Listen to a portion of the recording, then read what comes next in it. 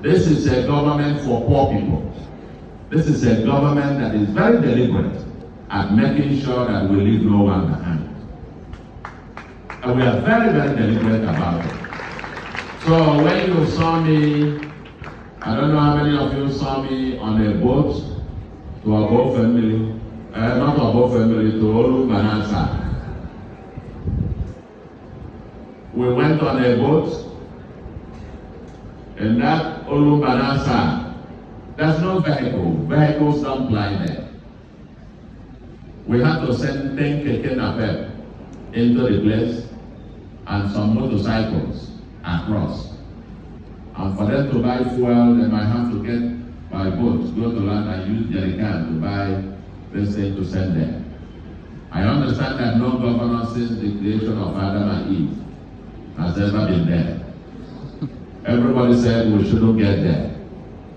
It's too risky. It's too dangerous. But my response was, Obrandi Anambra Bieba, we must also get there. And we went there. We went there. And I was very happy going there. Very, very happy. It's one of my best trips ever. Getting there, and I also had the privilege, the singular privilege of driving and keke, and then from keke, I went to Okada. From Okada, we got to a place where Okada could no longer go, and we walked the rest of it. Yes.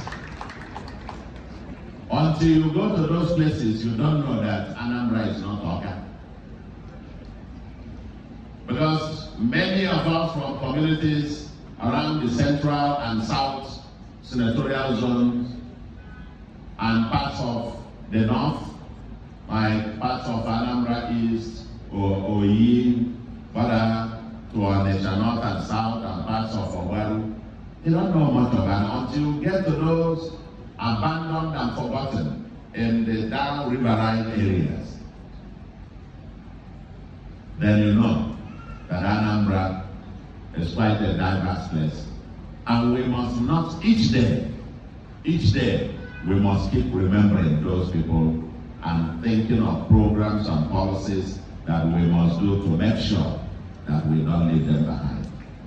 I was quite touched, I enjoyed that trip, and I'm going to do more of those kinds of trips. And so today, when we came and we started at Okoko, about 15 kilometers of road ongoing there. That's where you have the biggest urban sprawl in the southeast. And today, they are getting those kilometers of road and getting kilometers of street light to light up the place in the night. And now a general hospital is ongoing at Okoko. And they are going to have a water. Pipe-borne water will run at Okoko next year. Pipe-borne water will run there. We must not leave anyone behind. We must not.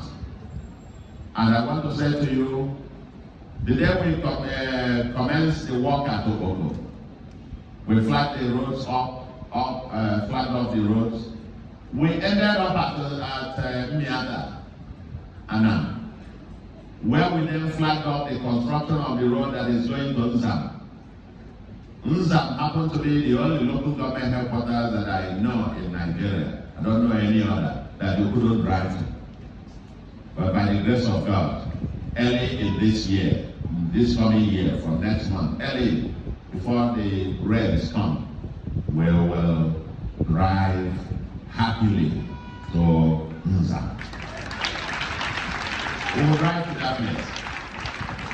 And I will also tell you that local government, Anambra West, happens to be one of the local governments in Anambra that still, even as we speak, doesn't have a general hospital.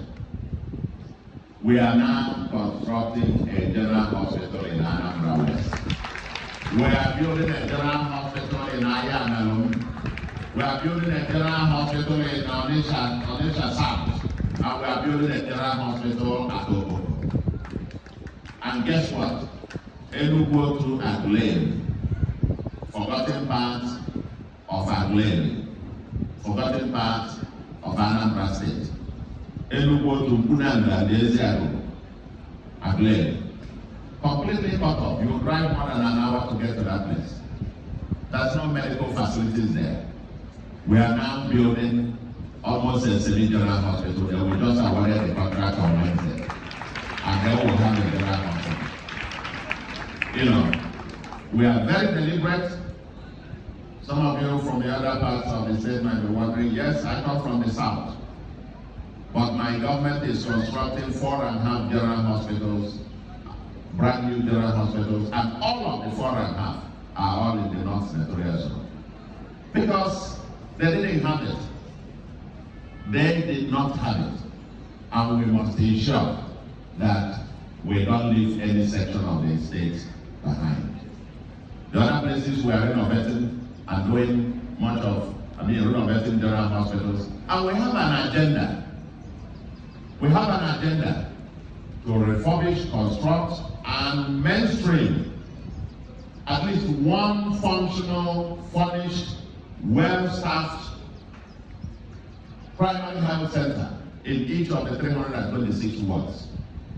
So that every person in Anambra who lives in a ward will be able to, through telemedicine, will have access to a doctor.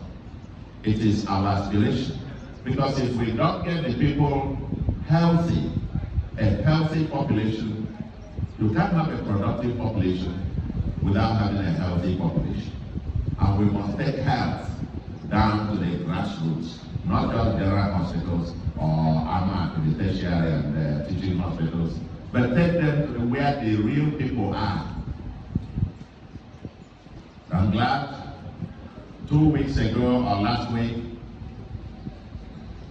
a primary health center was commissioned at Odede. Odede is one of the communities in Olu-Banansa. Yes, at Olu-Banansa, they now will have their own a health center there. At least when somebody is sick, he can go somewhere and get medical personnel in that place. In other words, what am I saying? Together, all of you, all of us, working together, the public servants, the elected ones, the appointed ones, we're all working together to deliver value. And the biggest one that we're going to do, if you come to our economic transformation agenda, we have several things besides fixing infrastructure. We're working on power, we're working on our ports, energy source, as the case may be, to improve power supply and getting gas, pipelines to be able to have embedded power plants, and working on Anambra energy market, as the case may be. But also intentionally going to be developing a place now of quarantining as the Anambra's industrial city.